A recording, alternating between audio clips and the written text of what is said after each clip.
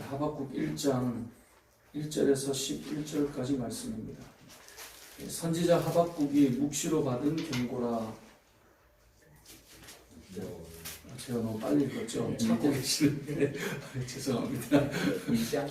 1장 1절부터 11절까지입니다. 하박국 1장 1절부터 11절. 제가 1절을 읽을게요.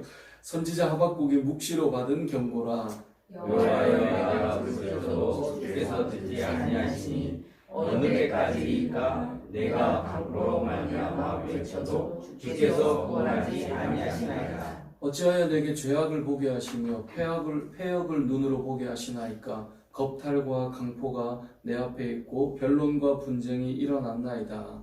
영으로 율법이 회의하고 정의가 전혀 시행되지 못하니 이는 악인의 의인을 역사성으로 정의가 굳게 하여 지닙니다. 여호와께서 이르시되 너희는 여러 나라를 보고 또 보고 놀라고 또 놀랄지어다. 너희의 생전에 내가 한 가지 일을 행할 것이라 누가 너희에게 말할지라도 너희가 믿지 아니하리라.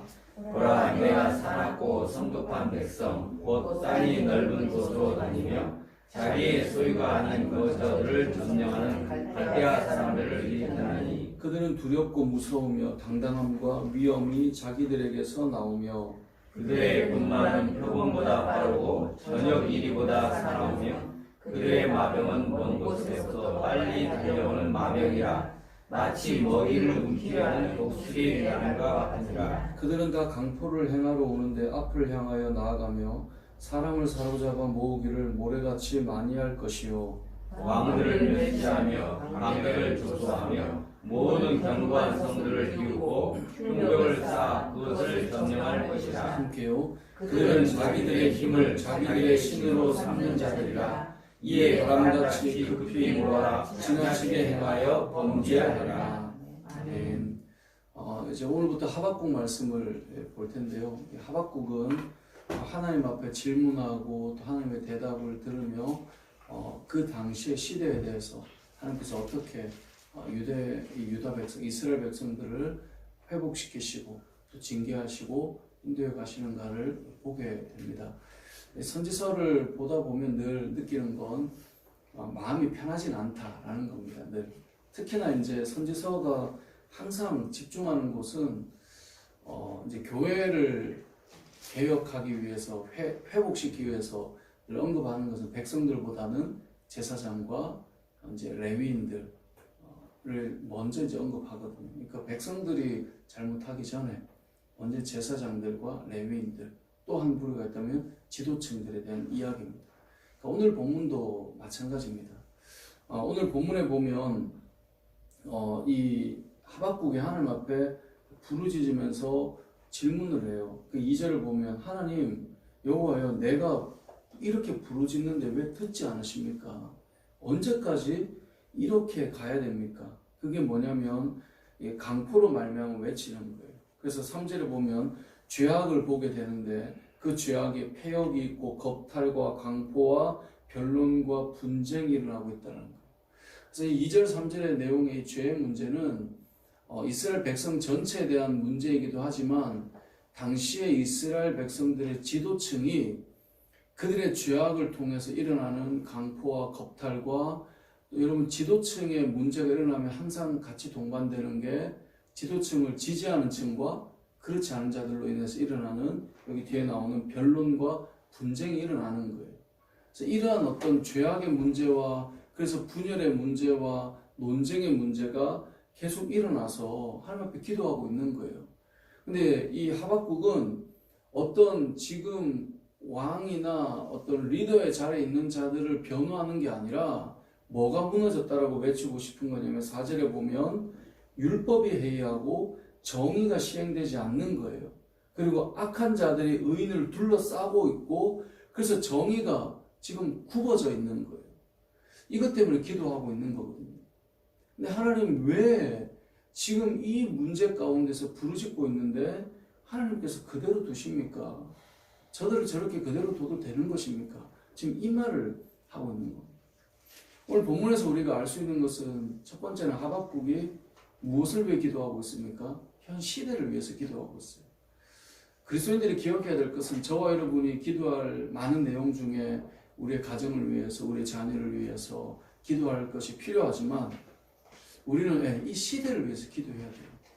현재 이 나라와 민족과 이 세상이 돌아가는 것, 움직이는 것을 놓고 기도해야 됩니다. 근데 이 기도는 기준이 있어요. 그 기준이 뭐냐면 내가 좋아하는 어떤 지도자나 내가 좋아하는 어떤 사람들에 휘둘려서 기도하는 게 아니에요. 우리나라도 보면 이 성향이 이제 다 그런 건 아닌데 우리 국민 이 성향을 보면 다혈질이라고 이야기하잖아요. 흔히 이제 반도 국가인 이탈리아와 비슷하다는 이야기도 하고 실제로 그것에 대해서 뭐 옳은지 그른지 논쟁도 좀 있긴 하지만 실제로 비슷하다고 다 많이 동의하고 있지 않습니까?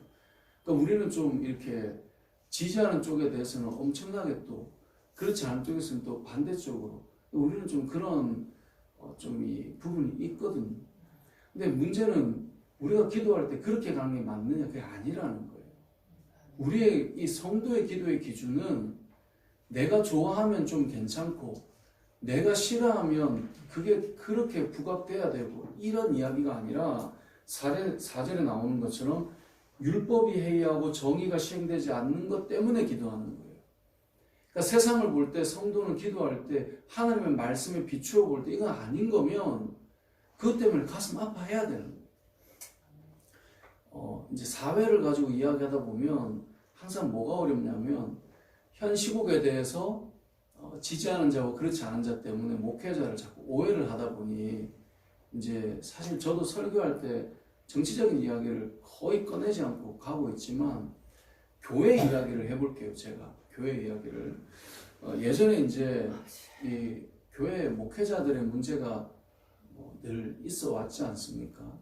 근데 이제 이런 이야기를 하는 게 저는 뭐 늘 예를 드는 게 목사의 예나 교회 예를 들다 보니 부정적인 예를 드는 것이 좀 불편하긴 하지만 교회 안에 한국 교회 그래도 손에 꼽힐 정도로 큰 부흥을 일으켰던 목회자 목사님께서 이제 재정 문제를 한번 일으킨 적이 있습니다. 알고 봤더니 이분이 교회의 돈을 자기의 돈인 것처럼 사용하였고요. 그리고 나중에 뭐 수십억의 수준이 아니에요. 그보다 훨씬 큰 수백억도 넘는 이제 금액이 사실 이슈가 돼서 나왔기 때문에 말하면 누군지 아실 것 같아서 엄청난 금액을 본인의 돈으로 재정을 활용해서 본인의 것을 만들었어요. 그래서 이 난리가 났죠. 특히 이제 젊은 목회자들이나 그래도 좀 개혁해야 된다라고 하는 사람들 입장에는 난리가 나는 거예요. 목회자가 어떻게 그럴 수 있냐. 그럼 그렇게 해서 비난할 때 그 목사님을 좋아하는 사람도 있잖아요. 존경하고 함께 걸어왔던 분들.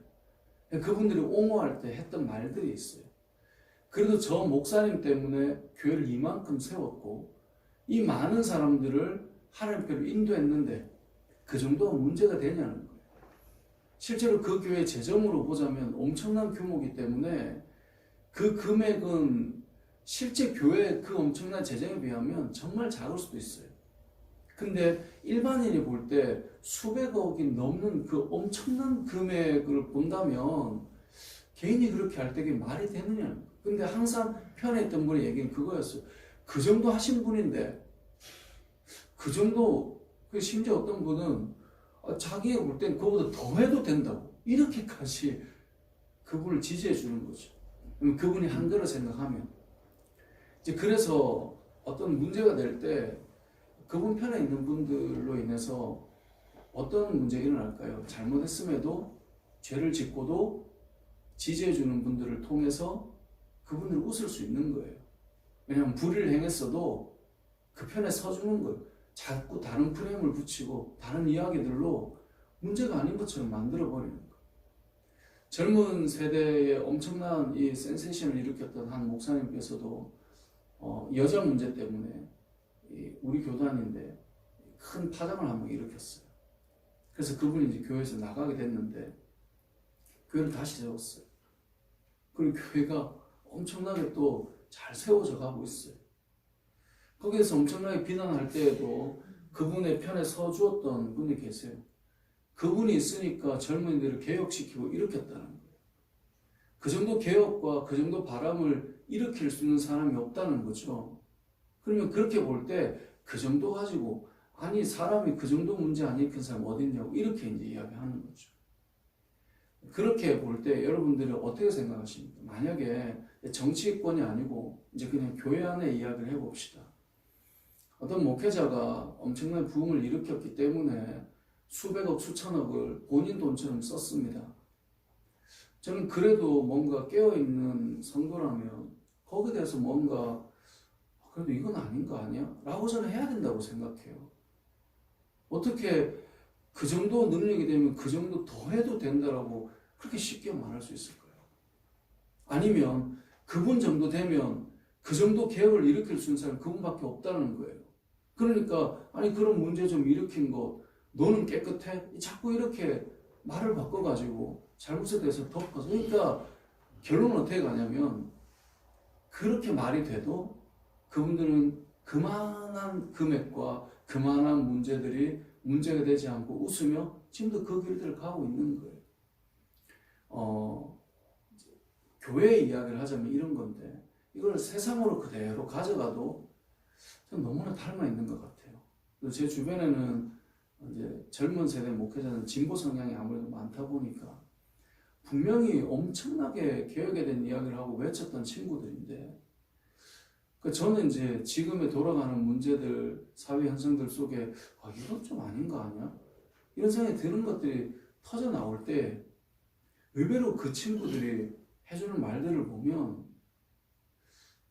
어떤 그 자체에 대한 분노나 가슴 아픔보다 마땅히 일을 할 사람과 했던 것, 그러니까 예전에 교회에서 했던 것들에 대해서 그거 아니잖아라고 했던 것들을 고스란히 담아내고 있어요.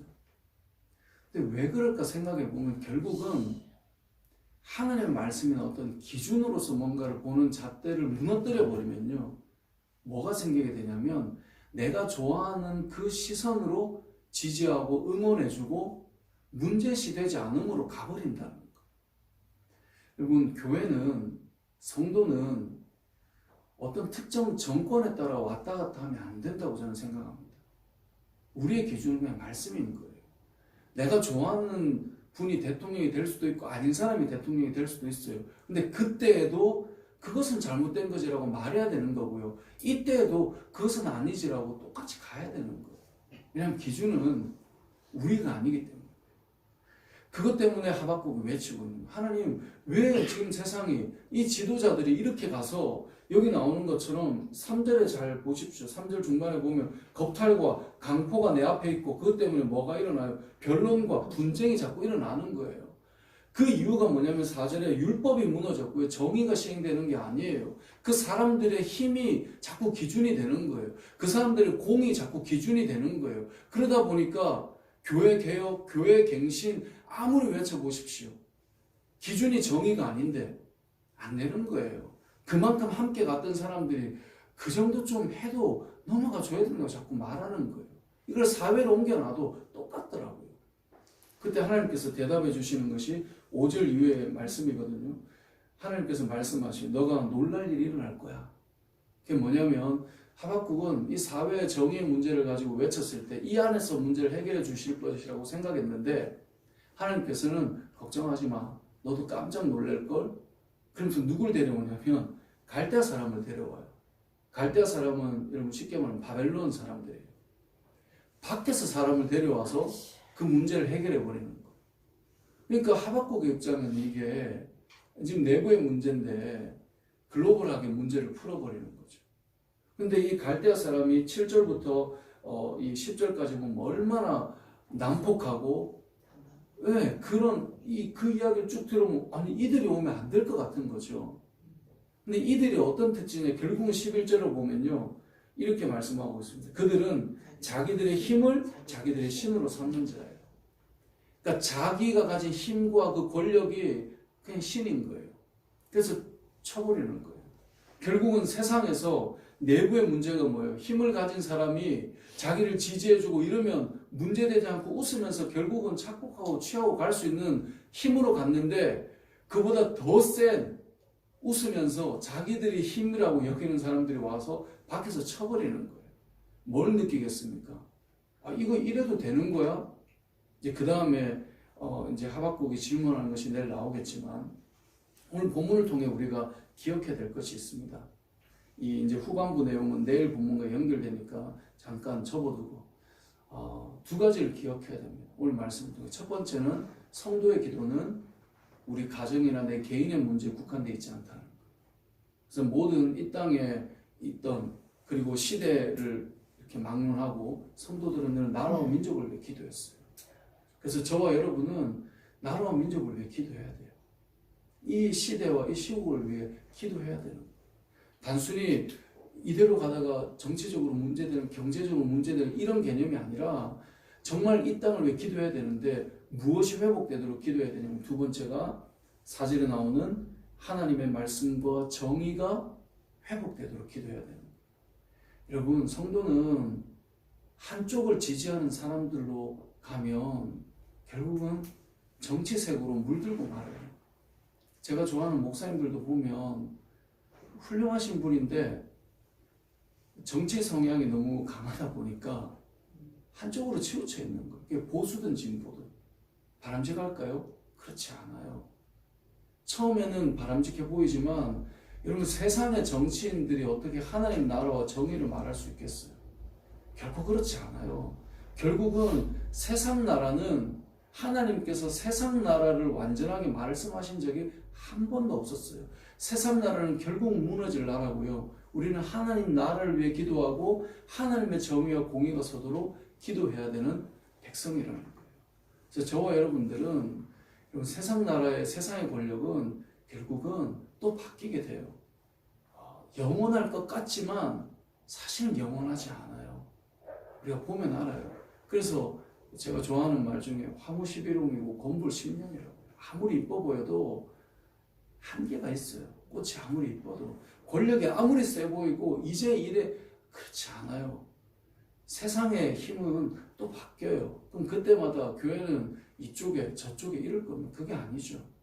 하나님의 말씀과 하나님의 공의만이 우리가 기도할 이 기본이 되는 것입니다. 그래서 그것 때문에 우리는 가슴 아파하고 그것 때문에 나라를 위해 기도하고 눈물을 흘리는 것입니다. 말씀을 정리하겠습니다. 말씀 맺겠습니다. 오늘 본문을 놓고 두 가지를 기억했으면 좋겠어요. 우리의 기도가 이 나라와 민족을 위한 기도로 이어지도록 여러분 오늘 이 새벽에 나라와 민족을 위해 기도합시다. 또 한 가지는 기도하실 때 교회 예를 들었잖아요. 교회 대단하고 화려한 교회도요. 그런 게 허용되면 다 무너져요.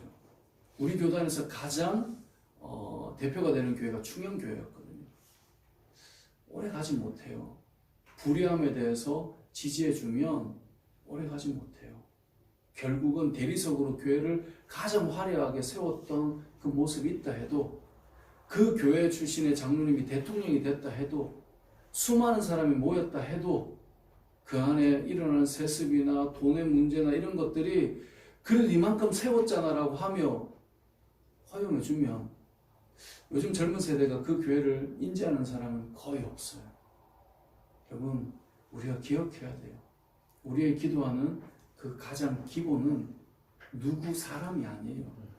바로 하나님의 말씀과 정의라는 사실을 기억하시고 오늘 이 새벽에도 나라와 민족을 위해 기도하는 저 여러분 되시길 주님의 이름으로 축복합니다. 아멘.